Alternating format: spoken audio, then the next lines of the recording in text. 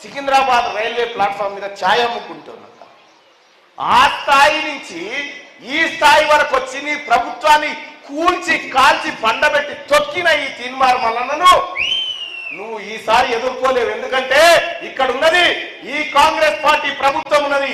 Moreover చెప్తా ఉన్నా ఇరవన్ దయాకర్ రావు, నీకు దమ్ముంటే ఈ పట్టభద్రుల ఎమ్మెల్సీ ఓట్లు 10,000 కంటే ఒక్కటి తక్కువ కాంగ్రెస్ పార్టీకి వచ్చినట్టు చేయి ఈ పాలకుర్తులు అని చెప్పి నేను సవాల్ చేస్తా ఉన్నా. అయిపోయా ఓటు తక్కువ ఉన్నాయి వేద్దామన్నా నీకు కూడా ఓటు లేదు.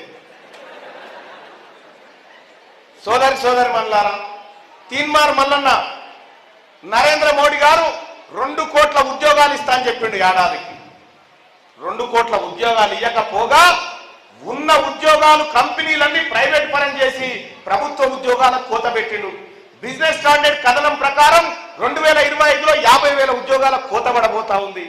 ఉద్యోగాలు ఇస్తాను మోసం చేసిన 2 కోట్ల ఉద్యోగాలు ఇస్తాను మోసం చేసినటువంటి నరేంద్ర మోడీ అభ్యర్థి ఓవైపు వస్తా ఉంటే 2 లక్షల ఉద్యోగాలు భర్తీ చేసినామని డంబాచారం కొట్టుకునే డ్రామారావుకు సంబంధించిన అభ్యర్థి ఇంకోటి వస్తా ఉన్నాడు. నేను ఏ హామీ ఇయ్యలే అక్క, నా బిడ్డలాగా ఏ బిడ్డ బాధపడొద్దని 200 మంది చిన్నపిల్లలకు ఆపరేషన్లు చేయించినాక మీ అందరి సహకారంతో చేయించిన ఈ బిడ్డ ఇదే ఉమ్మడి వరంగల్ జిల్లా నుంచి ఒక బిడ్డ యాదవుల బిడ్డ నా దగ్గరకు వచ్చింది.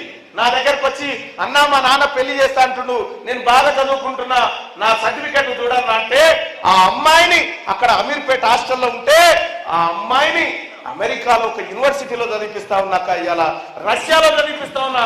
ఎంతో మంది పేద బిడ్డల్ని ఎంబీబీఎస్ చేయిస్తా ఉన్నా. గిది కదా తీన్మార్ మల్లన్న ప్రొఫైల్, గిది కదా. ఇవి చెప్పి నేను ఓట్లు అడుగుతా ఉన్నా.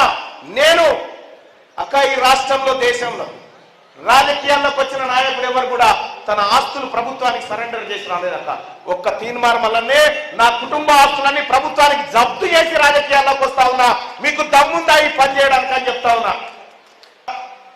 కాంగ్రెస్ పార్టీ ఈ పేద ప్రజల కోసం, ఈ పట్టభద్రుల కోసం, ఈ ఉద్యోగస్తుల కోసం, ఈ నిరుద్యోగుల కోసం, ఈ ప్రైవేట్ కాలేజీల యాజమాన్యాల కోసం, వారికి రావాల్సినటువంటి పెండింగ్ బకాయిల కోసం ఏ హామీలైతే ఇచ్చిందో ఆ హామీలను అమలు చేయించే బాధ్యత నాది అని చెప్పి తెలియజేస్తా ఉన్నా సోదరులారా.